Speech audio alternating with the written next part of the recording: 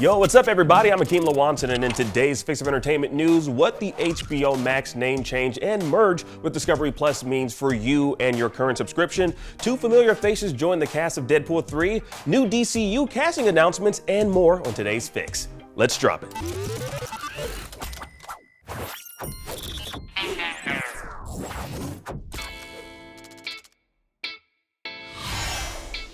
HBO Max is now just called Max, thanks to IGN's very own Max Scoville, who met with WarnerMedia Discovery earlier this week to pitch that the company should drop its home box office acronym in favor of solely using his first name in reference to the streaming service.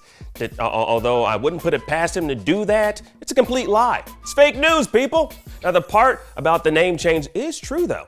According to the New York Times, the streaming service is in fact set to relaunch as Max sometime in May or June, combining the libraries of both HBO Max and Discovery Plus. An ad-free subscription will cost $16 a month, with ad-supported and premium tiers available as well. To note, as of January, HBO Max costs $16, a price jump from its initial $15 price tag.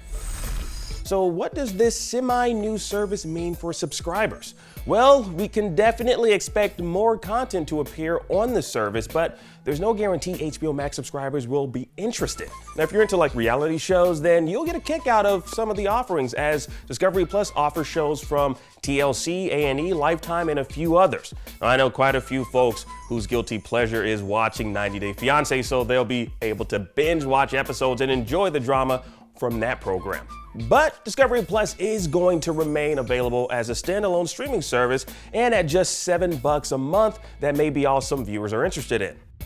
Now, this whole idea behind the streaming platform merge was born from the WarnerMedia Discovery deal made last year, which cost a cool $43 billion. Now, with it, we saw big man on campus, Zaslav, nixing certain shows and movies like the Batgirl film, chalking it up as a tax write-off. Now, that goes double for the animation wing of HBO Max, which was slapped with removal of shows like Close Enough, Infinity Train, and OKKO Let's Be Heroes. Now, with this rebrand losing the HBO in front of it, how do y'all feel about this?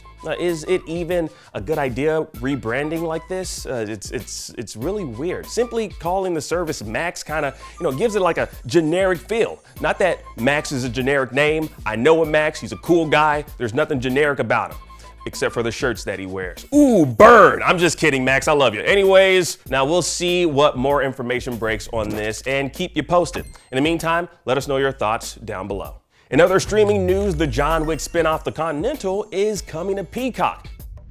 Now, the action-packed trailer sticks to its John Wick roots with tons of guns and bodies flying in every direction. And no premiere date just yet, but we do know that it'll be a 3-part event. The show will be a throwback, with the series taking things back to the 1970s, following a young Winston Scott. Now, it's nice to see the John Wick universe expand onto the small screen, and we'll also be getting a new spin-off movie entitled Ballerina. As for John Wick Chapter 5, stay tuned. Also, just go see Chapter 4 first and then stay tuned. Now, from one action arena to the next, we got the voice cast of the first entry into the DCU reboot coming from James Gunn and Peter Safran. Creature Commandos will feature the likes of David Harbour, Zoe Chow, Frank Grillo, and more, taking up arms and taking on roles in the animated series. Now, the cast is also joined by Sean Gunn, reprising his role as Weasel from the Suicide Squad live-action film. Now, during the announcement of Creature Commandos, James Gunn said he's looking to cast voice actors who can make the jump to live action, reprising their roles from the animated show, so it's no surprise to see his brother thrown into the mix. Now, don't be too surprised if we also start seeing some of the voice cast make their way into future live-action DC movies or shows. Now, moving to Marvel, the new Deadpool sequel might see the return of Vanessa and Colossus. According to an exclusive from Deadline, the actors who portrayed the 2 characters in the Deadpool films, Morena Baccarin and Stefan Kapicic, will be joining Hugh Jackman's Wolverine in whatever fight the Merc with a Mouth is dealing with in the 3rd film. Now, nice to know we have a couple of returning faces coming to the film, with Marvel Studios and Kevin Feige being in the rare position of coming onto a superhero franchise that found success before they showed up on the scene. And finally, take a look at the Marvels trailer, y'all.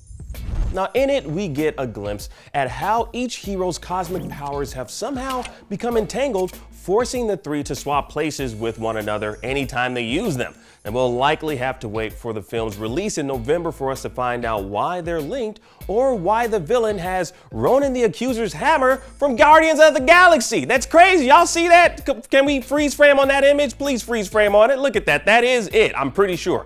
Anyways, from what we have been shown in the trailer, it definitely looks like a fun Marvel movie. All right, and that about wraps it up for today's Fix of Entertainment News. I'm Akeem Lawanton, and thank you so much for watching. Now that you're caught up on today's news, please check out our previous episode. Download the IGN app on all your devices, and for everything else, stick with IGN.